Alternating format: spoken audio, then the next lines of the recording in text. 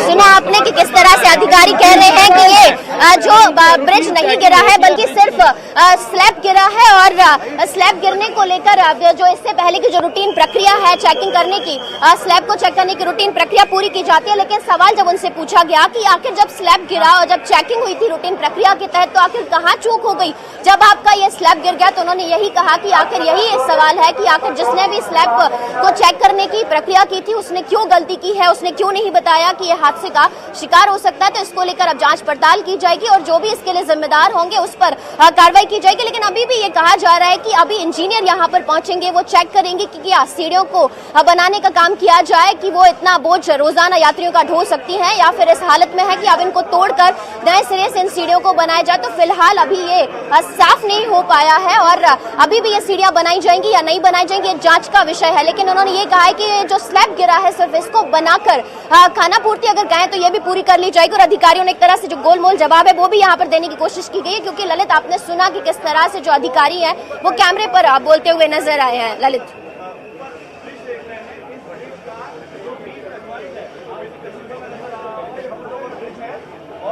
Routine ये करेंगे वो करेंगे आगे नहीं होगा, ऐसा लगता है कि वो पूरी सारा अभ्यास इसका करके आए थे। रंजना एक बात और कि वो कॉन्फिडेंट है कि हम कोई परिचालन नहीं रोक रहे, हम कोई डायवर्शन नहीं कर रहे, उनके इस ओवर कॉन्फिडेंस की वजह समझ से परे है, एहतियातन इसको रुकवाना चाहिए।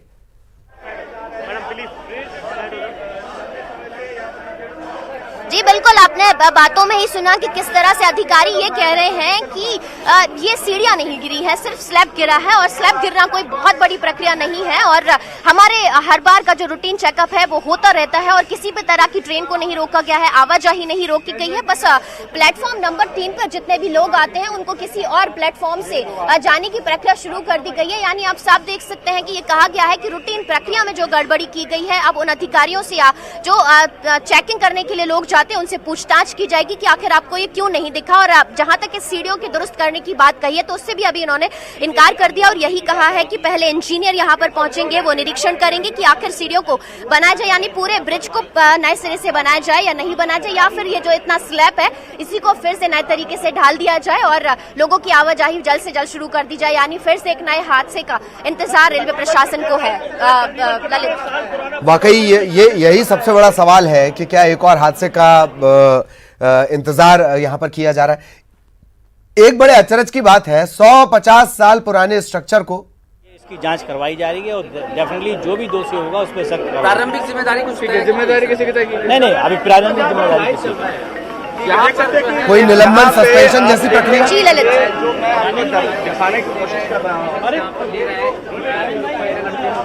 जी ललित बिल्कुल, अभी तो फिलहाल उन्होंने इनकार कर दिया है कि अभी निलंबन तो नहीं होगा, लेकिन इस स्लैब को जो जांच करने के लिए जो रूटीन प्रक्रिया के तहत जो कर्मचारी अधिकारी पहुंचे थे, अगर उन्होंने किसी तरह की लापरवाही की है तो उन पर कार्रवाई जरूर की जाएगी। सर अगर जो रूटीन जी बिल्कुल ललित, तो आप देख सकते हैं कि अधिकारी अभी व्यस्त है, लेकिन फिलहाल उन्होंने निलंबन की कार्रवाई से तो साफ इनकार किया है। लेकिन हाँ ये जरूर कहा है कि अगर बहुत ज्यादा इंजरी हुई है घायलों के साथ तो उनको मुआवजा देने के बारे में सोचा जाएगा। फिलहाल मुआवजे की घोषणा रेलवे प्रशासन की तरफ से नहीं की गई है, लेकिन अगर बहुत ज्यादा इंजरी होती है तो शायद मुआवजे के बारे में रेल प्रशासन घायलों को सोच सकता है, क्योंकि अभी उन्हें ये नहीं पता है कि जो रेल यात्री इस हादसे में घायल हुए हैं वो किस जगह के यहाँ किस जगह से थे और कहाँ से थे जो इस जगह पर पहुंचे हैं और यहाँ से गुजर रहे थे। अभी उनको इस यात्रियों के बारे में कुछ भी पता नहीं है। ललित, एहतियातन आवाजाही क्यों नहीं रोकी जा रही? ऐसी क्या मजबूरी है? ऐसा कौन सा रेलवे को टाइम टेबल का नोबल लेना है भारतीय रेलवे को?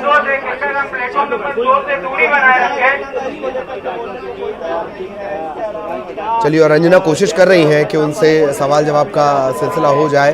और जी बिल्कुल, रेलवे विभाग के अधिकारी इस वक्त हमारे साथ है। सर ये बताइए कि सर ये जो रूटीन प्रक्रिया थी, आपने कहा कि चेकअप यहाँ पर किया जा रहा था, तो सर इसमें गड़बड़ी कैसे हुई? किया जाता है रेलवे में, हर ब्रिज की रूटीन चेकअप होता है, हर ब्रिज की चेकिंग की जाती है इसमें अगर ये ऐसी कोई बात हुई है तो इसकी जांच करवाई किस जाएगी। किस का रूटीन जो गड़बड़ी की है, जिन्होंने चूक में गड़बड़ी की है, उन पर कार्रवाई की जाएगी क्या? डेफिनेटली अगर तो जांच में ये समझ में आएगा। कौन कौन होता है इस हुई रूटीन और चेकअप जांच के लिए में कोई जिम्मेदार, लापरवाही किस पर ये होती है, जिम्मेदारी होती है? रूटीन चेकअप करने जो चेकिंग प्रक्रिया होती है उसमें कौन कौन अधिकारी पहुंचते हैं? उसमें इंजीनियरिंग विभाग और स्टेशन के अधिकारी और इंजीनियरिंग के अधिकारी उसमें चेक करते हैं। अभी भी मुआवजे की आपने बात कही थी सर, मुआवजा दिया जाएगा या नहीं? मुआवजा बिल्कुल डेफिनेटली दिया जाएगा, और लेकिन ये डॉक्टरों की टीम उनको देख के बताती है सर, कौन कितना घायल है, उस हिसाब से सर रूटीन चेकअप कब कितने वक्त के भीतर होता है सर? रूटीन चेकअप कब कितने वक्त? ये मालूम करके बताइए। सर ये ब्रिज कितना पुराना है सर, कितने साल पुराना है? को लेकर अभी कोई बात बिल्कुल आप देख सकते हैं कि रूटीन चेकअप कब होता है नहीं पता है। रूटीन जो चेक करने की प्रक्रिया है ब्रिज को, सॉरी माफ कीजिए चेकअप बोला, रूटीन जो चेक करने की जो है ना स्लैब और ब्रिज को जो चेक करने की प्रक्रिया, उसके बारे में जो अधिकारी अभी आपने सुना कि इन्हें नहीं पता है कि कब होता है और कितने समय के अंतराल के बाद होता है। हालांकि उन्होंने यही कहा कि इंजीनियरों की एक टीम होती है जिसमें सारे इंजीनियर्स होते हैं जो कि इस स्लैब को